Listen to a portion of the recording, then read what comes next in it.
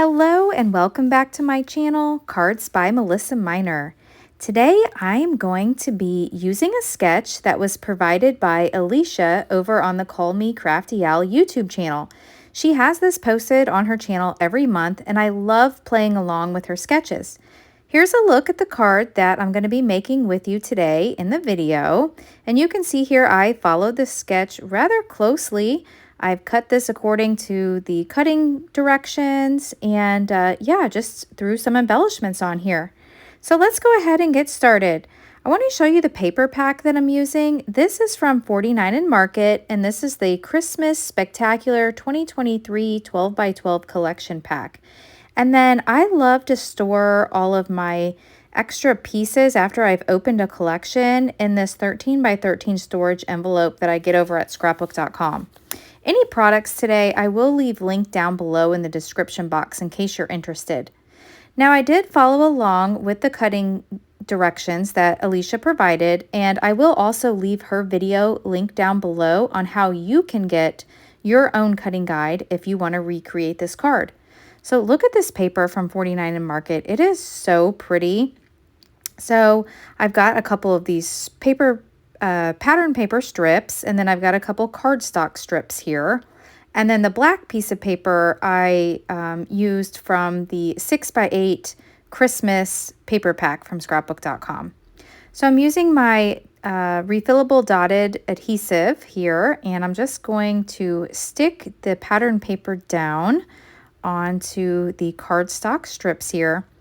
I'm telling you, this is going to be the fastest card ever, which is perfect for when you're making Christmas cards. And I love that Alicia has a 5x7 card edition this month instead of the regular A2 sides. Sometimes for Christmas, I like to make the bigger cards. That way, if you want to put a photo in your card in the inside, you've got enough room for that. So I usually send 5x7 cards out around Christmas. So this is perfect.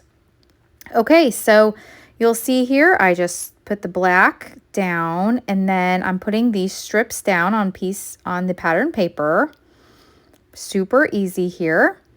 And I'm not really measuring this, or I should have maybe grabbed my T-square ruler. I'm just eyeballing this to put these strips on here. Okay, so we'll get this glued down and that looks good. But you know what? There was a step that I wanted to do before I put this pattern paper down. So I'm just going to peel this up. That's what I like about this adhesive is it's sticky, but you've got a minute to lift it up if you need to. So I want to add a little detail, and I love these Spectrum Noir metallic paint markers. They come in lots of different colors, so you just shake them up just like you would like a paint bottle. And I have the liquid gold color here, but they come in silver and like rose gold and like all the metallic colors. So it's really fun to use these. And I have the widest tip here, and I'm just going along the edge of this pattern paper and I'm just outlining it a little bit. Let me shake this up just a little bit more to make sure I get a good line. And I know you probably can't see this on camera right now because it is very subtle. But once I place this piece of pattern paper down onto the black cardstock, I think you're going to see that little pop of gold, and it just adds that tiny detail.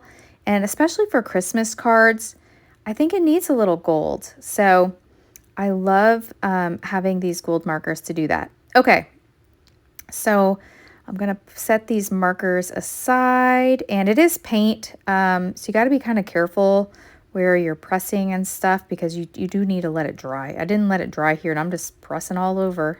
All right, so let me put the adhesive back on here again a little bit, or I'm putting the adhesive on the back now on the black piece, and I'm going to adhere that down to my 5x7 white card base. And let me be careful here where I'm pressing so I don't smear that gold. I got a little smear right there, but I don't think it's noticeable. Okay, so then I am ready to embellish the card. So the next thing I want to do here is I have this circle, and it's a 3-inch circle. I did go ahead and use my circle dies off camera and prepped this. And then in her directions, she says to cut approximately 3/4 of an inch off the circle. So I'm going to do that. Now the circle I did cut from more of the paper that was in that 49 in Market collection pack. So that was super easy. All of the pieces I cut, even the ones in my tray here, my stack and sort tray, they're all cut from that pack.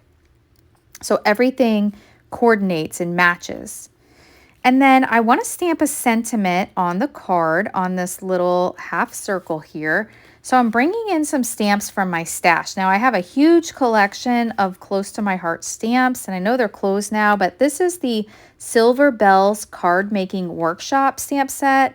And that's also where I got the bell and this bow from. It's all from this set. So if you have this in your collection, or maybe you can find it on eBay or something, this is a good one. But the stamp set that I want to use, it says, "May the wonder of the season be with you always." I love that. And I don't even think I've used that one before. So I'm going to grab a block here. And I like to put this foam underneath so I get a good stamped impression. So I have a block. I'm going to pick this up. And then the ink I'm going to use, when I'm stamping sentiments, I like a good ink. And so I like this VersaFine Onyx Black ink. And again, this is one you want to let dry. You don't want to smear it, but look at that. It just stamps perfect. It's great for sentiments. All right, so I have my sentiment ready. And let me move some of this stuff out of the way here. So we can go ahead and put this circle down on the card. So we'll get a little adhesive on here. And per her guide, she has it kind of tucked here. And I want to leave enough room for that bell. So I'm going to move it over a little bit to the right. I don't want it centered. And then I've got this little sprig. Now this one, this came from another Close to My Heart set. It's a die. You could use any sprig die that you have, but the one that I used is from this one. It's called Christmas Story Card Making Workshop. I know this was a really popular one not too long ago, so maybe you have this one in your stash as well. So I went ahead and put that behind the circle. And now I want to stick down my bell. Now I did go ahead and put a little twine at the top of the bell, and I tied the bow off camera because you do not want to see me tie a bow. Yeah. All right. So, and then I'm also adding a little bit of this, these foam squares, and I have the large 1 millimeter. That's the thinnest that scrapbook.com offers. I just want a little dimension here. I just want that raised up a bit.